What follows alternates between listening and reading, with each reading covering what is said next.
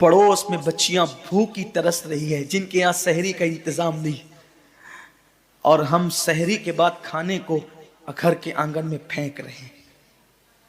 کیا انداز ہے! اور پھر کہتے ہیں کہ ہم تباہ کیوں ہو رہے ہیں۔ اب تو مسلمان کافروں کو افطار کراتے ہیں۔ یہ غیرت ایمانی ہے لوگوں کی، کافروں کے ساتھ افطار پارٹیاں ہو رہی۔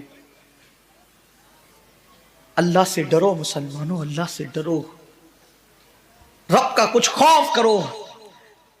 اگر تم نے حلق تک کھانے والوں کو کھلایا اور ان غریبوں کو سسکیاں لینے پہ چھوڑ دیا تو قیامت کے دن کہیں ایسا نہ ہو کہ تمہارے روزے تمہارے منہ پہ مار دیے جائیں۔ اللہ کے رسول نے نہیں فرمایا کہ جو پیٹ بھر کے کھا کے سو جائے اور اس کا پڑوسی بھوکا ہو، ایسا بندہ کامل مومن نہیں ہو سکتا۔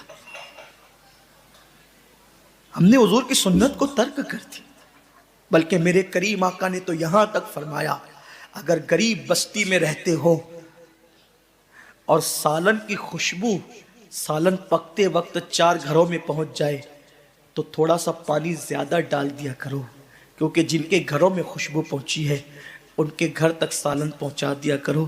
اگر ان کا دل اس خوشبو سے ٹوٹ گیا تو اللہ تبارک و تعالی اس معاملے میں بھی تم سے پوچھ گچھ کر سکتا ہے۔ فکر کہاں ہے؟ ایک بزرگ سے پوچھا گیا اسلام کہاں ہے؟ فرمایا کتابوں میں۔ مسلمان کہاں ہے؟ تو کہا قبروں میں۔ اسلام کتابوں میں اور مسلمان قبروں میں۔ اب کیا بچا ہے؟ میں یہ تو نہیں کہتا کہ لوگ کافر ہو گیا، استغفر اللہ، کبھی نہیں کہتا۔ میرا مسلک تو اتنا محتاط مسلک ہے، میرے امام نے کہا اگر کسی کے قول میں 99 وجہ کفر کی ہو اور ایک ایمان کا راستہ نکلتا ہو تو ہم ایمان کی طرف اس قول کو پھیریں گے۔ ہمارا مذہب مسلک یہ ہے، ہم مسلک اعلیٰ حضرت کے ماننے والے ہیں، ہم اسماعیل دہلوی کے مسلک کے ماننے والے نہیں ہیں۔ ہمارے مسلک میں بہت احتیاط ہے۔ مولا کائنات نے کہا آسمان سے زمین پہ گرنا آسان ہے، کسی مسلمان کو کافر کہنا میرے لیے مشکل ہے۔ خارجیوں نے جب مولا علی کو کافر کہا تو فرمایا ان کی بے باکی ہے، وہ مجھے کافر کہتے ہیں، میں ان کو کافر نہیں کہتا، یہ میری احتیاط ہے۔ میں آپ کو کافر کہنے استغفر اللہ کبھی بھی نہیں کہہ سکتا، تصور نہیں کر سکتا، بلکہ خدا کی عزت کی قسم اپنے دل کے جذبات پیش کروں کہ جب ہم ممبر پہ بیٹھ کر کے خطاب کرتے ہیں تو یہ سوچ کے کرتے ہیں کہ ہم اپنے مخدوموں کو خادم کی حیثیت سے سبق سنا رہے ہیں۔ اللہ ان کی دعاؤں کی برکت سے ہماری نجات کا سامان کر دے گا۔ ہمارا تصور یہ ہوتا ہے، ہم اس تصور کے ساتھ آپ کے پاس بیٹھتے ہیں اور آتے ہیں، لیکن سوچو تو صحیح ہمارے اسلاف نے کیا کہا۔ مذہب کتابوں میں ہے، مسلمان قبروں میں ہے۔ اب کیا ہے؟ کسی نے کہا نا کہ غلط ہے مسلمان مارا گیا، وہ ایک تصویر تھی جو مٹا دی گئی۔ کہیں ہم تصویر مسلم تو نہیں بن گئے؟ صالبہ ابن عبد الرحمن عرض کرتی اللہ جتنا بڑا چاہے تو مجھ پہ عذاب ڈال دے لیکن میرے محبوب کو اس کی اطلاع نہیں ہونے دے۔ حالانکہ یہ ان کی عشق کی بولی تھی، ورنہ عالم ما کان وما یکون سے کیا چھپ سکتا تھا؟ جس کی نگاہوں سے خدا کی ذات نہ چھپی اس کی نگاہوں سے کس کے اعمال چھپ سکتے تھے؟ وہ تو شاہد ہے، شہید ہے، وہ بصیر ہے، وہ عالم ما کان وما یکون ہے، اور انبیاء کی امت کی اعمال پہ جو گواہی دیں گے کیا وہ اپنی امت کی اعمال سے بے خبر رہیں گے؟ میرے امام نے کہا ہے فریاد امتی جو کرے حال زار میں، ممکن نہیں کہ خیر بشر کو خبر نہ ہو، واللہ وہ سن لیں گے فریاد کو پہنچیں گے، اتنا تو ہو کوئی کہ آہ کرے دل سے۔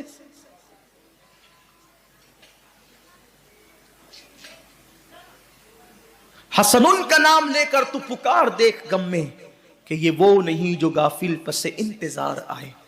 وہ تو دیکھتے ہیں، سنتے ہیں، اور ہمارا تو ایمان ہے کہ وہ ہماری جانوں سے زیادہ قریب ہے، لیکن عشق کی بولی ایسی ہی ہوتی ہے۔ اقبال نے بھی کہا تھا، ڈاکٹر اقبال نے 4 مصرے کہے تھے فارسی میں، جس کا مفہوم میں عرض کروں، وہ کہتے ہیں اللہ تو بڑا کریم ہے، میرے گناہ حد سے سوا ہے، پہلے تو میرا حساب نہ لینا، مجھے بے حساب چھوڑ دے، اور اگر میرا حساب لینا تیری غیرت اس کو لازم قرار دے تو پھر میری عرض ہے کہ میرے محبوب کی نظروں سے چھپا کر کے لینا، کیونکہ جب میری بے حیائیاں کھلے گی نا تو میرے محبوب سے برداشت نہیں ہوگا۔ اور اسی مفہوم کو غالباً اقبال نے اس مفہوم کو جو ادا کیا تھا میرے امام کی دو مصروں کو، وہ کہتے ہیں کریم اپنے کرم کا صدقہ، لئیم بے قدر کو نہ شرما، تو اور رضا سے حساب لینا، رضا بھی کوئی حساب میں ہے۔ اور ایک مقام پر کہتے ہیں صدقہ پیارے کی حیا کا نہ لے مجھ سے حساب، صدقہ پیارے کی حیا کا نہ لے مجھ سے حساب، بخش بے پوچھے لجائے کو لجانا کیا ہے۔ اس حیادار محبوب سے گوارا نہیں ہوگا کہ ہمارے گناہوں کی فہرست پر وہ نگاہیں اٹھائے رکھیں، حیا سے نگاہیں جھک گئی تو ہمارا کیا ہوگا؟ ثعلبہ کہتے مولا میرے گناہ پر چاہے جتنا بڑا مجھے عذاب دے دے لیکن میرے محبوب کو خبر مت ہونے دینا، یہ کہہ رہے ہیں۔ اور پھر روتے ہوئے کہتے ہیں اللہ تو نے مجھے پیدا کیوں کیا؟ کاش کہ تو نے مجھے پیدا نہ کیا ہوتا، نہ مجھ سے یہ گناہ ہوتا، نہ میرے محبوب کا دل ٹوٹتا۔ اب بے چین ہو گئے، بے قرار ہو گئے، نہ کردہ جرم نے بے قرار کر دیا۔ ثعلبہ حضور کے پاس وہ اطلاع لے کر بھی نہیں گئے، اپنے گھر بھی نہیں گئے۔ مدینہ منورہ کے کنارے پر ایک غار تھا، ثعلبہ اس غار میں چلے گئے اور اس غار میں جا کر کے رات و دن رونا، اور ایک بات، کاش اللہ تو نے مجھے پیدا نہ کیا ہوتا اور مجھ سے یہ خطا نہ ہوتی اور میرے محبوب کا دل نہ ٹوٹتا۔ مولا میرے محبوب کو اس گناہ کی اطلاع مت ہونے دینا، ایک ہی بات کرتے، مجھے بخش دے، مجھے معاف کر دے یا مجھے عذاب دے دے لیکن میرے محبوب کو اس گناہ کی اطلاع نہ ہونے دے۔ 40 دن اسی حالت میں گزر گئے۔ وہ گناہ نہیں تھا، وہ خطا نہیں تھی، اس کو گناہ کہہ بھی نہیں سکتے، پہلی نظر پڑی اور پھیر لیا۔ سوچو ایک نہ کردہ جرم کا اتنا احساس، ہم اپنی آنکھوں کا کتنا غلط استعمال کرتے ہیں، ہم اپنی آنکھوں سے کیا کیا دیکھتے ہیں۔ کبھی احساس بھی کیا کہ رسول پاک کو کیا جواب دیں گے، اللہ کو کیا جواب دیں گے؟ آنکھوں کو کتنا گندا کیا، کتنا آوارہ کیا۔ 40 دن بیت گئے، آقا پوچھتے تھے صحابہ سے ثعلبہ کہاں ہے؟ ابن عبد الرحمن کہاں ہے؟ ابن عبد الرحمن کہاں ہے؟ صحابہ کہتے حضور وہ دکھتا ہی نہیں، پتہ نہیں کہاں چلا گیا، اس کے گھر والے بھی کوئی اطلاع نہیں دیتے وہ کہاں چلا گیا۔ ایک دن 40 دن کے بعد جبریل علیہ السلام آئے اور عرض کیا آقا اللہ آپ کو سلام فرماتا ہے اور ارشاد فرماتا ہے کہ آپ کا ایک غلام ہے جو نہ کردہ جرم پر بہت شرمندہ ہے اور 40 دن سے ایک غار میں وہ رو رہا ہے۔ آقا نے حضرت فاروق اعظم اور حضرت سلمان فارسی کو کہا کہ جاؤ اور جا کر کے ثعلبہ ابن عبد الرحمن کو بلا کر کے لاؤ۔ یہ لوگ گئے، ایک چرواہا بکریاں چلا رہا تھا، اس سے پوچھا ابن عبد الرحمن کو تم جانتے ہو؟ اس نے کہا میں کسی ابن عبد الرحمن کو نہیں جانتا، کسی ثعلبہ کو نہیں جانتا، بس اتنا جانتا ہوں ایک جوان ہے جس کے دل میں جہنم کا بڑا خوف ہے، اللہ کا بڑا خوف ہے اور اللہ نے اس کو جہنم سے آزاد کر دیا ہے۔ فاروق اعظم نے کہا تجھے کیسے پتا چلا؟ تو کہا وہ رات کے آخری پہر میں غار سے نکلتا ہے، سر پہ ہاتھ رکھتا ہے اور آسمان کی طرف نظریں اٹھا کے کہتا ہے اللہ کاش کہ تو نے مجھے پیدا نہ کیا ہوتا، نہ مجھ سے یہ گناہ ہوتا، نہ میرے محبوب کا دل ٹوٹتا، مجھے معاف کر دے یا سزا دے دے لیکن میرے محبوب کو اس کی اطلاع مت ہونے دینا، اگر میرے اس گناہ کی خبر میرے حبیب کو ہو گئی تو ان کا دل ٹوٹ جائے گا۔ وہ یہ کہتا ہے۔ فاروق اعظم نے حضرت سلمان سے کہا سلمان ہم جس کو ڈھونڈنے آئے تھے وہ مل گیا۔ چرواہے سے کہا وہ کہاں ہے؟ کہا میں اس غار کو نہیں جانتا، اگر ملنا ہے آخری پہر کا انتظار کرو، وہ رات کے آخری حصے میں آتا ہے۔ فاروق اعظم انتظار کرنے لگے، رات آخری آ گئی، وہ پھر روتے ہوئے آئے، سر پہ ہاتھ رکھا، اسی طرح روتے رہے اور مچلتے رہے۔ فاروق اعظم گئے، ان کو اپنے سینے سے لگایا، ثعلبہ ثعلبہ کیا حال کر رکھا ہے؟ فاروق اعظم نے گلے سے لگایا اور جب کہا تو نے کیا حال کر رکھا ہے؟ کہا عمر مجھ سے بہت بڑا گناہ ہو گیا۔ کہا کہ چل تجھے حضور بلاتے ہیں۔ اتنا سننا تھا کہ پورا وجود کانپنے لگا۔ عمر میرے گناہ کی میرے محبوب کو خبر ہو گئی، حضور کو پتا چل گیا میرے گناہ کا؟ فاروق اعظم کہتے ہیں مجھے کچھ نہیں پتا، حضور نے کہا تھا بلا لاؤ تو میں تمہیں بلانے آیا ہوں۔ اللہ اکبر، قربان جائیں، کیا عشق ہے، کیا احساس ہے، کیا ندامت ہے، کیا شرمندگی ہے۔ عاشقوں کی پہچان یہ ہے۔ آج تو جب ہمارے درمیان یہ بات بیان ہوتی ہے نا کہ قبر میں ہم حضور کی زیارت کریں گے، میری قوم نعرے لگاتی ہے، عاشقوں کا کلیجہ منہ کو آتا تھا یار کہ قبر میں حضور کی زیارت ہوگی، حضور کا سامنا ہم کیسے کریں گے؟ اتنے پاپ کرتے ہیں، حضور کا دل دکھاتے ہیں، حضور کو اذیت پہنچاتے ہیں۔ اگر حضور کا سامنا ہو گیا اتنے قریب سے، 2 گز زمین ہے، حضور کا اتنے قریب سے سامنا ہو گیا، اور حضور نے یہ فرمایا غدار عشق کا میرے دعویٰ کرتا تھا اور یہود و نصارہ کے طریقے پہ زندگی گزارتا تھا، اور منہ پھیر کر کے چلے گئے، بتاؤ کہاں جاؤ گے؟ کس کی بارگاہ میں مدد طلب کرو گے؟ اس کی کو دعائی دو گے؟ کس کو پکارو گے؟ سب نے صف محشر میں للکار دیا ہم کو، اے بے کسوں کے آقا اب تیری دعائی ہے۔ ارے عاشقوں کی طبیعت تو یہ تھی کہ پیر نصیر الدین نصیر کہتے ہیں شرم اسیاں سے نہیں سامنے جایا جاتا، یہ بھی کیا کم ہے تیرے شہر میں آئے ہوئے ہیں۔ سرکار غوث پاک جب پہلی مرتبہ حضور کے روضے پر گئے تو غوث پاک رضی اللہ تعالیٰ ایک سیکنڈ بھی کھڑے نہ رہے، اور وہاں سے یہ کہتے ہوئے نکل پڑے اللہ ان کے صدقے میری مغفرت فرما۔ کسی نے کہا عبد القادر جیلانی آپ کھڑے نہیں رہتے؟ فرمایا شرم آتی ہے کیا منہ لے کر کھڑا رہوں؟ جس نے 40 سال تک کے عشاء کے وضو سے فجر کی نماز پڑھی، وہ کہتے کیا منہ لے کر کھڑا رہوں؟ اور ہم قبر میں زیارت کی بات سن کر نعرے لگنے بھی چاہیے، لیکن یہ احساس تو ہو ہم نے کیا کیا ان کی خوشی کا کام، وہ کون سا جرم ہے، وہ کون سا گناہ ہے، وہ کون سا پاپ ہے جو ہماری زندگیوں کے اندر موجود ہے۔ مسلمانوں اگر آپ برا نہیں مانے، کتا ہم سے بازی لے گیا، کم سے کم وہ کتا ہو کر اس نے کبھی اپنے کسی عمل سے نبی کا دل نہ دکھایا۔ ہم نے تو صبح گناہ کر کے نبی کا دل دکھایا، شام گناہ کر کے نبی کا دل دکھایا۔ مسلمانوں ہم سے زیادہ بے غیرت کون ہوگا کہ ہم نے سحری کرنے کے بعد کہا ابھی تو فجر کو بہت ٹائم ہے اور سو گئے، رمضان شریف میں بھی فجر کی نماز چھوڑ دی، تھکن کا بہانہ لے کر بستر میں ظہر گنوا دی، اور عصر کے آخری وقتوں میں اٹھے اور کہنے لگے کہ افطار کی تیاری کرو کب اذان ہوگی۔ یہ اپنی دن اور اپنی راتیں ہیں، ہائے کیسی غفلت ہے، کس بلا کی میں سے ہے سرشار ہم، دن ڈھلا ہوتے نہیں ہوشیار ہم۔ ثعلبہ کہتے ہیں عمر کیا میرے محبوب کو میرے گناہ کی خبر ہو گئی؟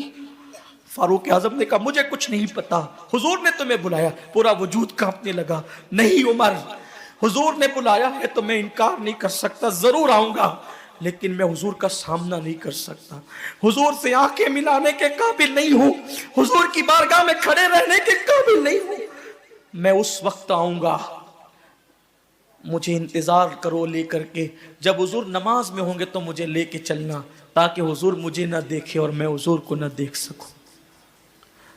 فاروق اعظم نے کہا بہت اچھا۔ فجر کا انتظار ہوا، فجر کا وقت شروع ہوا، پھر مسجد میں آئے، اس وقت پہنچے جب حضور نماز پڑھا رہے تھے۔ حضور کی قرات کی آواز جیسے ہی ثعلبہ کے کانوں میں آئی، چیخ ماری، زمین پہ گر پڑے، بے ہوش ہو گئے۔ نماز فجر کے بعد حضور نے پوچھا کہاں ہے ثعلبہ؟ فاروق اعظم نے کہا حضور وہ تو بے ہوش پڑا ہے۔ آقا نے ثعلبہ کا ہاتھ پکڑ کے ہلایا، ثعلبہ کو ہوش آ گیا۔ آقا نے پوچھا ثعلبہ کیا حال ہے؟ عرض کی حضور گناہ نے میرا حال برا کر رکھا ہے، نفس بدکار نے دل پر یہ قیامت توڑی، عمل نیک کیا بھی تو چھپانے نہ دیا، میرے اعمال کا بدلہ تو جہنم ہی تھا، میں تو جاتا میرے سرکار نے جانے نہ دیا، میرا بڑا حال ہے آقا گناہ سے۔ سرکار نے فرمایا اے ثعلبہ میں تجھے ایک ایسی آیت نہ بتاؤں کہ جس کو پڑھنے کے بعد سارے گناہ بخش دیے جاتے ہیں؟ ایسی آیت نہ بتاؤں؟ ثعلبہ نے کہا حضور بتائیں۔ فرمایا جو کہتا ہے ربنا آتنا فی الدنیا حسنہ وفی الآخرۃ حسنہ وقنا عذاب النار، جو یہ آیت پڑھتا ہے اللہ اس کے سارے گناہوں کو بخش دیتا ہے۔ ثعلبہ نے کہا مگر آقا میرا گناہ بہت بڑا ہے۔ ایک نہاتی ہوئی عورت پر نہ چاہتے ہوئے نظر پڑ گئی اور پہلی نظر پھیر لی، اتنا احساس ہے گناہ کا۔ میرے جوان تیری آنکھوں کا کیا ہوگا؟ تو نے تو زنا کے مناظر پوری پوری رات دیکھ کر کے گزارا، تیری آنکھوں کا کیا ہوگا؟ تو نے تو نامحرم عورتوں کے کندھوں پہ ہاتھ رکھ کر پارکوں کی سیر کی، تو نے تو فون پر لمبی لمبی گفتگو کر کے لڑکیوں کو زنا کی دعوت دی۔ اسی لیے پیدا ہوا تھا انسان، اسی لیے قدرت نے ہمیں پیدا کیا تھا۔ اور کب تک گناہ کریں گے؟ جوانی کب تک رہے گی؟ طاقت کب تک رہے گی؟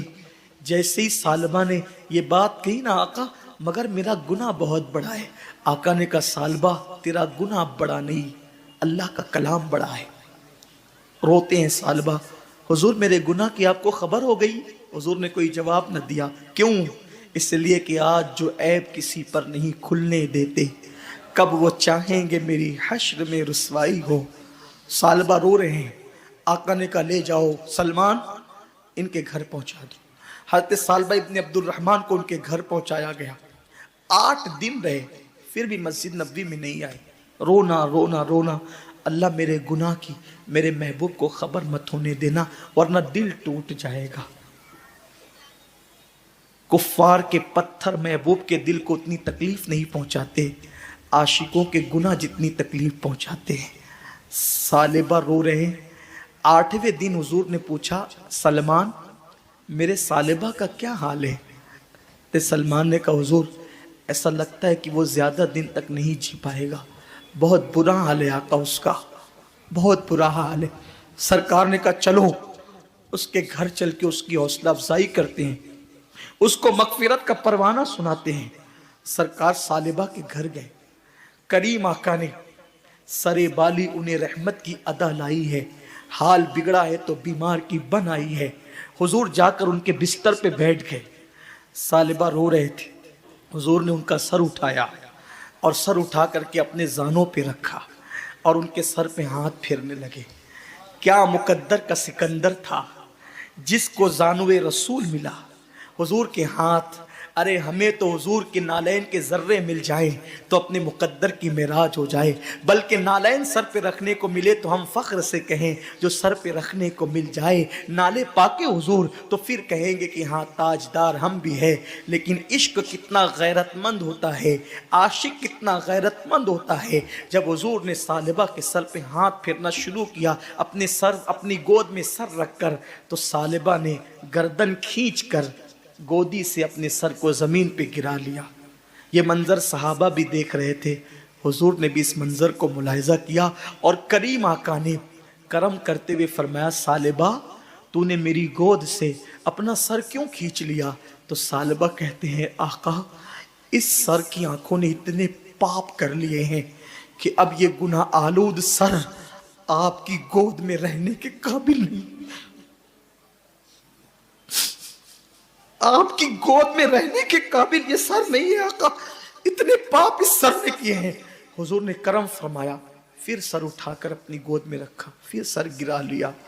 تیسری مرتبہ سر حضور نے اٹھایا، جبریل آ کے اللہ آپ کو سلام کہتا ہے، اور اللہ کو ثعلبہ کی یہ ادا اور اس کی ندامت اور ناکردہ جرم کا احساس اتنا پسند آ گیا ہے کہ اللہ فرماتا ہے اگر یہ سارے انسانوں کے برابر پاپ لے کر آئے پھر بھی اس نے اتنی شرمندگی اور احساس اور ندامت کا اظہار کیا ہے کہ اگر سارے انسانوں کے جرائم بھی یہ لے کر آئے گا تو بھی اللہ اس کو بخش دے گا۔ اس کے احساس کو دیکھ کر، اس کی ندامت کو دیکھ کر، اس کی شرمندگی کو دیکھ کر حبیب ثعلبہ کو خوشخبری دے دیجیے۔ حضور نے صحابہ کو بتایا، صحابہ مچل گئے۔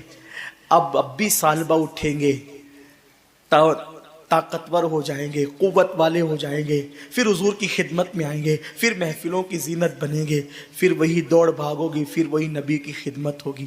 حضور نے کہا ثعلبہ دیکھ تیرے لیے کیا پیغام بھیجا میرے اللہ نے۔ میرے اللہ نے تیرے لیے دیکھ کیا پیغام بھیجا ہے۔ ثعلبہ نے کہا کیا پیغام بھیجا ہے؟ کہا اللہ فرماتا ہے کہ ثعلبہ نے اتنا ندامت کا اظہار کیا اور اتنے ناکردہ جرم کا احساس کا اظہار کیا کہ اگر یہ سارے انسانوں کے برابر پاپ لے کر آئے تو بھی اللہ اس کو بخش دے گا۔ ثعلبہ نے یہ سنا، کھڑے ہونے کی بجائے ایک چیخ ماری، میں نے کیا کیا؟ پاپ اور اس نے کیا کیا؟ کرم۔ اس احساس میں پھر چیخ ماری اور زمین پہ ٹھنڈے ہو گئے۔ اب ہاتھ ہلایا گیا، ثعلبہ اٹھتے نہیں۔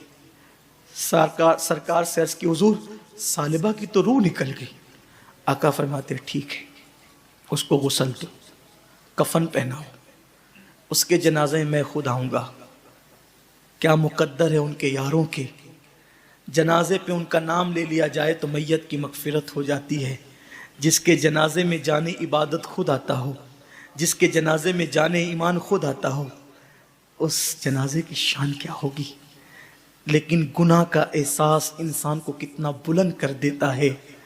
جب حضور ثعلبہ کے جنازے میں آئے، راوی بیان کرتے ہیں اللہ کے رسول وہ جنازے میں چلتے تھے تو یوں انگلیاں رکھ کر ایسے، پورا پنجہ نہیں رکھا حضور نے زمین پہ،